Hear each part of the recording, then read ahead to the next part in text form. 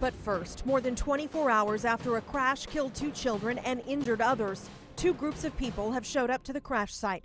Investigators trying to piece together what happened and mourners creating a memorial.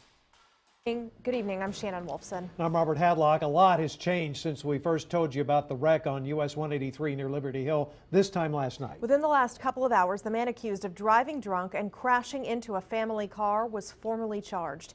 John Alvarado faces 2 counts of intoxication manslaughter as well as driving without a valid license. We also learned the names of the victims. Killed were 10-year-old Kirsten Draper and her 15-year-old brother Kobe. At the same time, Crystal Draper, the mother, and 2 other children were injured, sent to the hospital. Another father whose child is friends with one of the victims told us today he's in shock. I can't imagine that being my family. I don't know. I don't even like to think about it. KXAN investigators have been digging into Alvarado's background. He has had several DWI convictions, once in 2008 and again the next year. Alvarado spent 6 months in jail for that second arrest. We wanted to learn more about him, so KXAN's Angie Bevins spoke with his family. When you least expect it. Eva Franklin found out Thursday morning her nephew John Alvarado was arrested, the suspect in a deadly DWI crash from the night before. I just can't believe it. Franklin says she and Alvarado share a special bond. Since my son died, he has been very close to me.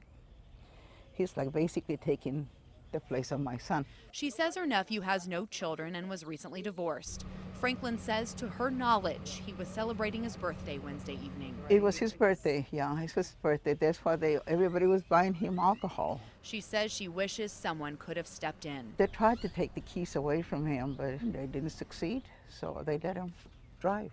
All of these people should have called the police, and I'd rather see him arrested than what happened. Franklin says she's praying for the family impacted by the crash, and she worries about the reality it'll kill him, you know, it'll kill him. Her nephew must face. In Austin, Angie Bevin, KXAN News. Alvarado is being held on a $1 million bond for each of the intoxication manslaughter charges. Next week, lawmakers could vote on a bill that would crack down on drunk drivers. Representative Jason Villalba sponsored the bill requiring people convicted of their first DWI to have an ignition lock installed. A driver must breathe into that device, showing they're sober before they can drive. In last night's crash, prosecutors say Alvarado was driving without a valid license, so he most likely didn't have an interlock anyway. Still, advocates with Mothers Against Drunk Driving say the device could protect everyone on the road. People who have interlock devices on their cars are less likely to repeat than those who do not.